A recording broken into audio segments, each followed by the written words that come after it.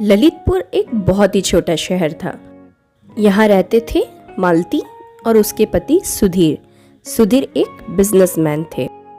उनकी एक बेटी थी जिसका नाम था सोनू। सोनू बेटा, जल्दी से नाश्ता कर लो, पापा तुम्हें अभी स्कूल छोड़ देंगे। सुनिए, मैंने आपको जो सामान की लिस्ट दी है वो सारे सामान ले आइएगा।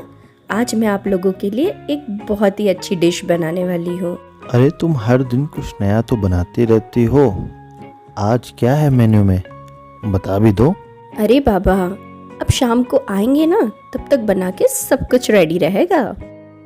सुधीर सोनू को छोड़ते हुए ऑफिस के लिए निकल पड़ता है। मालती को खाना बनाने का इतना ज्यादा शौक था कि जब भी वो कुछ नया देखा करती थी टीवी पे, उसे बना के जरूर ट्राई किया करती थी। मालती ने आज बहुत मेहनत से बनाई थी अंडा बिरयानी। अंडा बिरयानी की खुशबू से पूरा घर महक रहा है। आज सब लोग इसे खा के बहुत खुश हो जाएंगे। मम्मी, मुझे तो यकीन ही नहीं हो रहा है, इतनी टेस्टी आपने बनाई है। मुझे तो लगा पहले ये तो होटल से आई हुई है। भाई वाह, मजा आ गया खा के। मालती, तुम्हें तो एक होटल खोल देना चाहिए। पापा, आपने बिल्कुल सही कहा, मम्मी को तो होटल खोल लेना चाहिए बिरयानी का। तारीफ सुनकर मालती बहुत ज्यादा खुश हो जाती है। वो कहते हैं ना, वक्त बदलते देर नहीं लगती। होता भी कुछ ऐसा ही है। मालती के पति सुधीर को दारू और जुए की लत लग जाती है। साडे नाल रहोगे तो ऐश करोगे सुधीर। सही कहा, हम कमाते किस लिए, ऐश के लिए ही तो। दारू और जुए की लत के कारण अब सुधीर घर के सामान भी बेचने लग गया था। सुनिए, आप ये मेरे गहनों के डब्बे लेके कहाँ जा रहे हैं?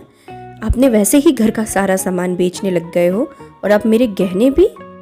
ये गहने मेरे पैसे के हैं, मेरी मर्जी, जो चाहे वो करो। धीरे धीरे करके अब उन पे बहुत ज्यादा कर्ज चढ़ चुका था, लेकिन सुधीर था जो सुधरने का नाम नहीं ले रहा था। ज्यादा शराब पीने के कारण सुधीर अब बहुत बीमार हो चुका था और उसे लीवर की बीमारी भी हो गई थी। मालती, मुझे माफ करना, हमारे इस हालत का जिम्मेदार मैं हूँ।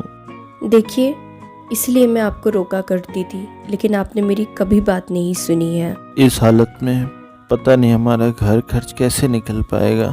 कुछ ना कुछ इंतजाम हो ही जाएगा। मैं अपनी तरफ से पूरी कोशिश कर रही हूँ, आप चिंता मत करिए। मालती एक दिन सुधीर की दवाइयाँ लेने जाती है, तभी उसे अपनी सहेली मिलती है। अरे राखी, ये तुम ही हो ना? बहुत दिनों बाद मिली हो। हाँ मालती, बहुत साल हो गए हमें मिले हुए। तुम बताओ, तुम कैसी हो? मालती राखी को अपने साथ हुई सारी बातें बताती है और ये सुन के राखी कहती है, मालती, कई सालों पहले मेरे पति गुजर गए थे। तब से मैं यहाँ अपना स्टॉल चलाया करती थी।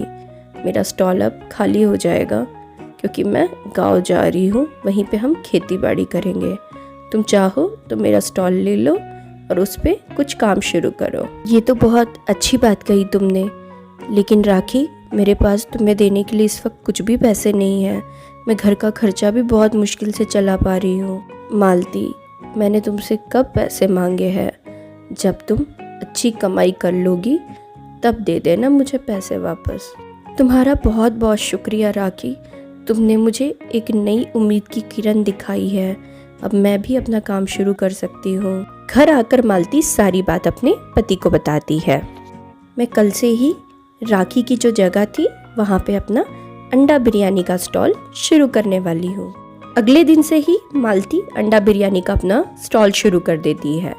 लोग भी आने लग गए थे उसके स्टॉल पे। देखते ही देखते लोगों को बहुत ज़्यादा पसंद आने लगी थी उसके हाथों की बनाई हुई अंडा बिरयानी।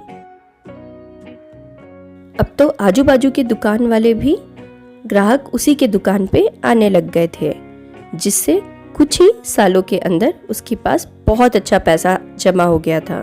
मालती ने एक बहुत बड़े हॉस्पिटल में अपने पति का इलाज करवा लिया, जिससे वो बिल्कुल ठीक हो चुका था।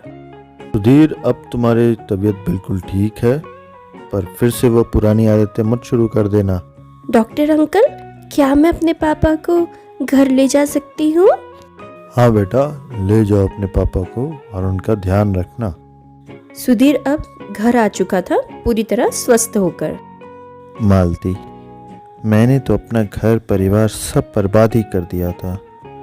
तुमने अकेले ही घर परिवार सब बचा लिया। इसके लिए मैं हमेशा तुम्हारा शुक्रगुजार रहूँगा।